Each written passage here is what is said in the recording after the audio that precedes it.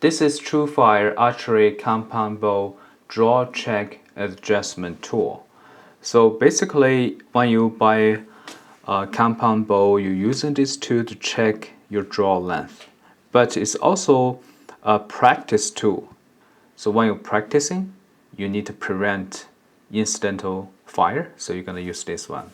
You see here, this is not movable, and here is a hook, so there's no way that you will fire a bow. The upper material is leather and the color is orange. You know, it's not for hunting, just for practice. The quality is no problem, very good.